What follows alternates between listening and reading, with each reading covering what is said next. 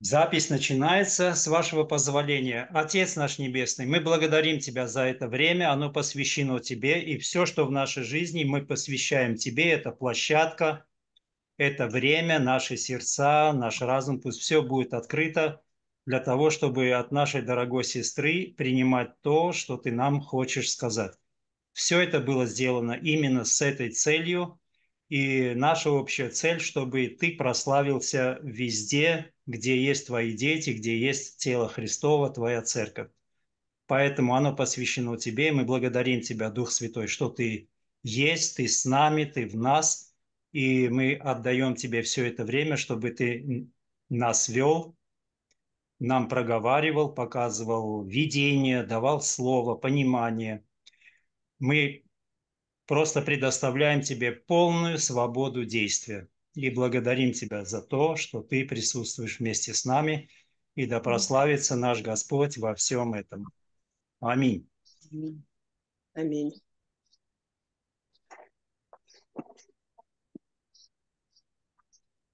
Еще, если можно, минуточку буквально. Если Эмилия, возможно, да, уже переводить? Ну, была молитва, я как бы... Да, Хорошо, хорошо, поняли. В Ютубе есть видео 5-летней давности. Jau galima versti. YouTube yra 5 metų senumo įrašas О пророческом откровении о Прибалтике. Ten yra paskelbtas pranašiškas apreiškimas apie Pabaltijį.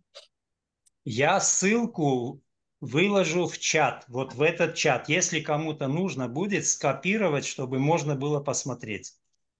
Nuorodą aš pasidalinsiu šiame čate, kad būtų galima pasižiūrėti, kas nematėte.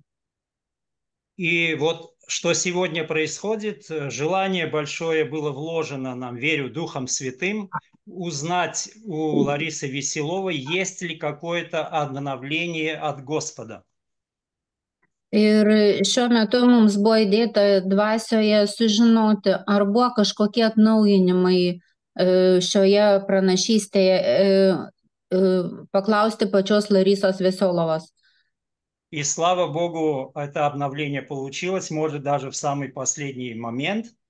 И поэтому вот эта встреча состоялась, и мы теперь слово передаем Ларисе Борисовне Веселовой. Ir ačiū Dievui įvyko tas atnaujinimas ir susitikimas įvyko ir todėl šiuo metu mes įdėmiai klausome, kuo pasidalins Larisa Veselova. Спасибо, Дмитрий. Спасибо большое, что я могу говорить, и Господь мне это позволил. Dėkuoju už tai, kad Dievas leido man prabilti šiuo metu, kalbėti. Я приветствую всех детей Божьих в Литве. Приветствую из России. Sveikinu, šiuo metu iš Rusijos sveikinu visus Dievo vaikus Lietuvoje. Мы любим вас. Mes jūs mylime. И Господь определил всем детям Божьим по лицу земли двигаться вместе. Мы один народ. Viešpats paskyrė visoje žemėje Dievo vaikams judėti kartu, mes esame viena tauta. Я кратко помолюсь. Aš trumpai melsiuosi. Отец, Tėve, во имя Иисуса Христа, Jėzaus vardu, я благодарю Тебя за честь, за привилегию už privilegiją ir man parodytą garbę поделиться тем словом, dalintis tuo которое я žodžiu, получила. kurį aš gavau. Поделиться тем посланием Духа, который Ты вложил в меня. Dalintis tuo dvasios, ką kalba dvasia, ką tu įdėjai man, dalintis tuom. Я прошу, веди меня сейчас, когда я буду говорить, чтобы не было никаких искажений, чтобы я сказала только то, что ты мне поручил. Ir prašau, vesk mane dabar, kad nebūtų jokių iškraipimų ir aš paskelbčiau, pasakyčiau tik tai, ką tu man paskyrei ir numatei. Ничего не добавляя от себя. Nieko nepridėti nuo savęs. Пусть меня будет очень мало, а тебя много. Tebūna manęs labai mažai, o tavęs daug. Во имя Иисуса Христа. Аминь. Jėzaus Kristaus vardu. Amen. Аминь. Amen. Еще раз приветствую всех. Dar kartą visus sveikinu. На самом деле, это пророчество, которое было в 2019 году, оно было для меня неожиданным. Kuri buvo 2019 metais, buvo labai netikėta. В тот момент я не думала о Прибалтике. Tuo metu aš nemąsčiau apie Pabaltijį. Там было более всего в Эстонии. Ten более всего Daugiau buvo daugiausiai apie Estiją. Daugiausiai man ėjo apie Estiją. Поэтому я просто высвободила то, что было, и больше не возвращалась туда. Aš išlaisvinau, tiesiog paskelbiau tai, kas buvo, ir daugiau ten negrįžau. И для меня было очень большим удивлением, Aš buvau labai nustebinta, когда Дмитрий предложил что-то сказать для Литвы вот на такой площадке. buvau nustebinta, kai Dmitrijus pasiūlė man kalbėti Lietuvai štai tokioje plotmėje, tokioje aikštelėje. И это предложение, оно меня настигало длительное время из разных источников. Ir šis pasiūlymas mane vis pasivydavo įvairių laikų ir iš įvairių šaltinių. Сначала я просто ответила, что у меня не было ничего о Литве, и я не знаю, что мне сказать. Iš pradžių aš atsakiau, kad nieko aš daugiau nebeturiu apie tą Lietuvą ir neturiu ką pasakyti. Но так как этот запрос повторялся, Bet kadangi tas prašymas vis kartojosi, я встала и стала спрашивать у Бога, есть ли у него что-то, что он хочет сказать, высвободить для Литвы. tada ir paklausiau Dievo, ar ką jisai galbūt jis tikrai turi tai, ką norėtų paskelbti Lietuvai per mane. У нас в церкви проходит еженедельная ночная молитва с пятницы на субботу. Pas mus bažnyčioje vyksta kiekvieną savaitę naktinė malda iš penktadienio į šeštadienį naktį. С 12 ночи до 6 утра. Nuo 12 nakties iki 6 ryto. И это было 18 мая на 19. Да, 18 мая, суббота. 17 на 18. Tai buvo gegužės mėnuo naktį tarp 17 ir 18 dienos. И это была ночь, когда я последний раз задала вопрос Богу. Хочет ли он, чтобы я что-то сказала для Литвы? Šią naktį paskutinį kartą aš viešpaties ir paklausiau, ką jis norėtų pasakyti Lietuvai. И именно в ту ночь, прямо во время ночной молитвы, когда она шла, я получила несколько моментов, которыми я хочу поделиться. Ir būtent tos naktinės maldos metu aš gavau kelis momentus, kuriais dabar norėčiau pasidalinti. Это было вступление. А теперь я начну. Tai buvo įžanga, o dabar aš pradedu. Еще добавлю, что там же на ночной молитве я получила 2 подтверждения сразу, что мне это надо сделать. Dar pridėsiu, kad tos naktinės maldos metu gavau 2 patvirtinimus, kad turiu tai atlikti. Поэтому я делаю это. Todėl aš tai darau. Есть две параллельные картины для любой ситуации. Например, ситуация в стране. Yra du paralelūs vaizdiniai, paveikslai. Pavyzdžiui, jeigu kalbame apie situaciją šalyje. Это духовное состояние на данный момент. Tai yra dvasinė būsena šiuo metu. И Божьи планы, Его возможности, Его предложения. Ir Dievo planai, jo galimybės ir jo pasiūlymai. Скажу несколько пунктов. Pasakysiu kelis punktus. Божьих возможностей. Dievo galimybių. Поезд пробуждения от Господа уже движется по земле. Dievo prabudimo traukinys, pastatas jau juda žeme. Для него свободная есть дорога у Бога в Его возможностях. Она залита светом.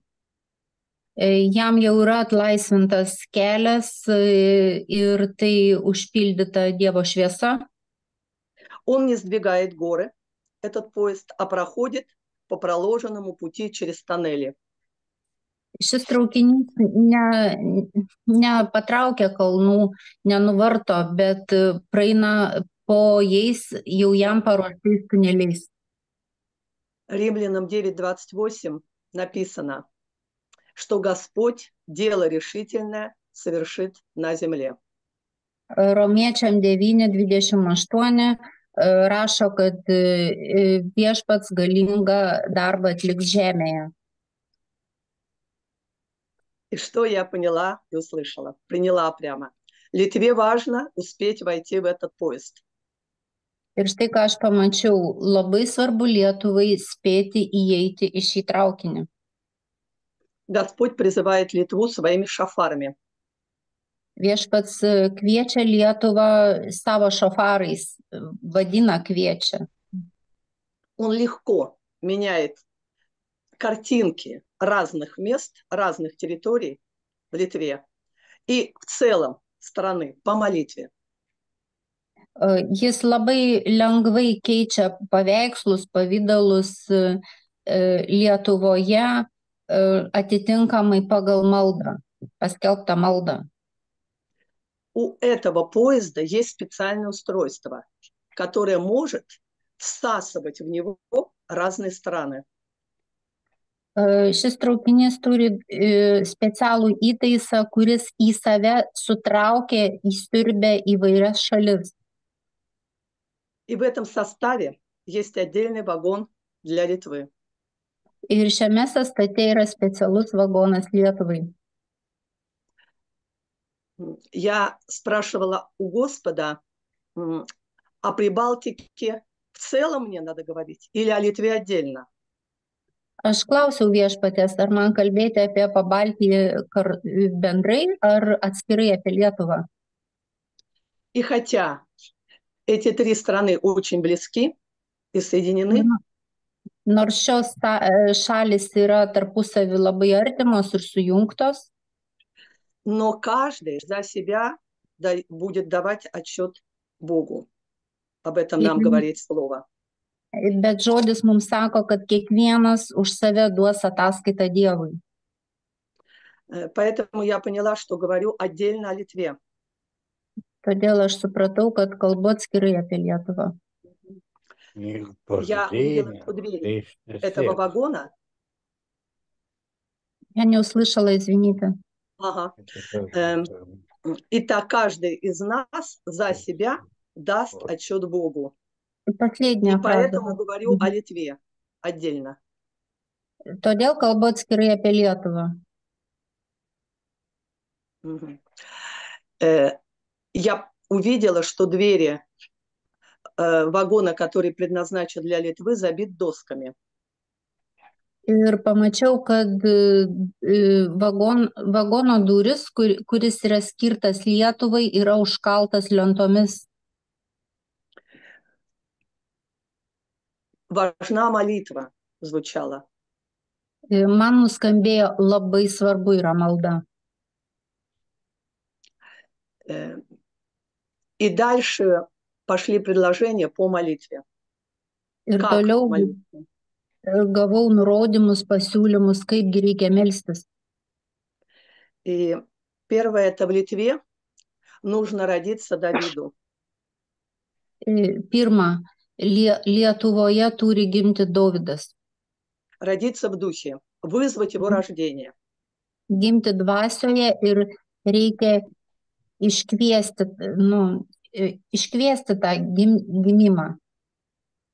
Однажды Давид родился в Израиле, и мы знаем, какие победы он одержал.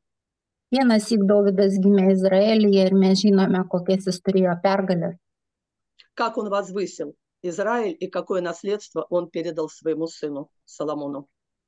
Kaip jis išaukštino Izraelį ir kokį paveldą perdavė savo sūnui. Дух Давида – это дух мужа по сердцу Божьему. Dovydo dvasia tai yra dvasia Dievo vyro pagal Dievo širdį. Это для церкви. Tai bažnyčiai. Чтобы в Литве могла восстановиться скиния Давида падшая. Она должна восстанавливаться по всей земле. Это для Литвы очень важно. Lietuvai taip pat labai svarbu, kaip ir visam pasauliui, kad turi būti atstatyta, sugriauta Dovydo palapinė. Воин, царь и поклонник – это Давид. Karalius, karys, karalius ir garbintojas, tai yra Dovydas. И в этом сочетании есть победа. Ir šiame derinyje yra pergalė. Когда рождается дух Давида в таких соотношениях и качествах, Господь побеждает в Литве. Ir kai gimsta Dovydas tokiuose kokybiniuose charakteristikose, kokybiniuose santykiuose, tada Dovydas laimi. Для этого Литве, для Tam победы, Lietuvai, важно одержать победы Давида над всеми врагами, в которых побеждал он. Todėl labai svarbu Lietuvai turėti pergalės, kaip ir Dovydas turėjo prieš kiekvieną priešą, kuriuos ir turėjo Dovydas, taip pat ir Lietuvai. Когда я стала спрашивать, какие победы Давида конкретно, то Господь меня отправил во вторую главу царств, во вторую книгу царств, 8 глава.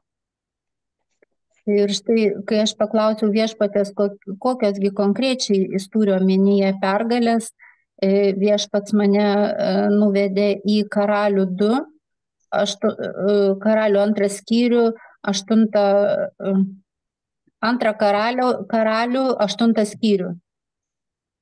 Это конкретно для молитвы, это победы в молитве. Tai yra konkrečiai maldoms, tai yra pergalių maldos. Это одевание Литвы в победы Давида через молитву. Tai yra tarsi Lietuva aprengiama į Dovydo pergalės per šitas maldas. Чтобы эти победы, принятые в духовном мире, могли пройти в физический мир. Kad šitos pergalės priimtos dvasinėje plotmėje pereitų į fizinį pasaulį. И полностью в нем реализоваться. Ir pilnumoje jame realizuotųsi. Следующий момент. Рука с неба, рука Божья, протянута к Литве в лучах солнца. Sekantis momentas. Dievo ranka saulės spinduliuose ištiesta Lietuvai. Эти лучи разорвали смог над Литвой. Ir šitie spinduliai suplėšo tą rūko uždangą, smogo uždangą virš Lietuvos. Šitie spinduliai suplėšo. Это смог выглядит как разорванный черный дым. Вот в том месте, где рука простерта. Отверстие. Ir ta tamsa atrodo kaip suplėšytas juodas rūkas toje vietoje, kur pro kurią praeina ranka, Dievo ranka. И на ладони Божьей капсула с лекарством для исцеления. Он ее протягивает для Литвы. Ir Dievo delne yra kapsulė su išgydymo vaistais, kurie jis ištiesia Lietuvai, tiesia Lietuvai. Я пережила большую любовь Господа к Литве в этот момент. Tuo metu išgyvenau didžiulę meilę, Dievo meilę Lietuvai. И дальше я, не могу сказать, увидела, но просто пережила внутри себя, что stало происходить, когда эта рука была простерта. Toliau aš negaliu nupasakot, kad aš tiksliai mačiau, bet aš pergyvenau, kas vyko tuo metu, kai ta ranka buvo ištiesta, ką aš pergyvenau. От Божьего света, от этой протянутой руки Божьей к Литве, нечистый дух, который управляет этой страной, его начало рвать. Nuo tos Dievo ištiestos rankos ir nuo jo šviesos, ta dvasia, kuri valdo šalį, ta netyroji dvasia, kuri valdo Lietuvą šiuo metu, ją pradėjo tiesiog plėšyti į dalis. И он начинает изрыгать то, что пожрал в Литве, то Божие, что он там пожрал. Божьи планы, Божьи дары, Божьи проекты. Ir ta netyroji dvasia pradeda atpilti iš savęs, išmesti tai, ką buvo prarijusi, tai Dievo planai šaliai, tai Dievo projektai šaliai. Он отдает то, что было забрано и заменено планами нечистого мира. Jis atiduoda tai, kas buvo paimta ir pakeista į tamsaus pasaulio planus. Jisai iš savęs vėl atiduoda tiesiog, nes jis buvo juos pavogęs. Вот так должно произойти. Taip turi vykti. Это Божье видение. Tai Dievo matymas. И это вызывает молитва. Ir tai paskatina malda. Важно это действие Бога вызвать молитвой. Labai svarbu šitą Dievo veiksmą pažadinti maldoje, iškviesti maldos pagalbą. Это то, что я говорила с самого начала. Tai yra tai, ką kalbėjau Давида. Apie Dovydą, tai yra tai, ką aš kalbėjau nuo pradžio apie Dovydą. Это как бы итог, это итог восстановления Божьего плана на Литву, восстановление Литвы в Божьем призвании полностью. Tai tarsi tai tarsi užbaigimas Dievo plano Lietuvai, ką aš ir kalbėjau, tai yra rezultatas, užbaigimas. И в завершение этого переживания pabaigoje šio išgyvenimo я увидела, что перед Богом есть пульт. Pamačiau, prieš Dievą yra valdymo pultas. И на нем много разных кнопок. Kuris turi daug mygtukų. И есть кнопка Литва. Ir yra mygtukas Lietuva.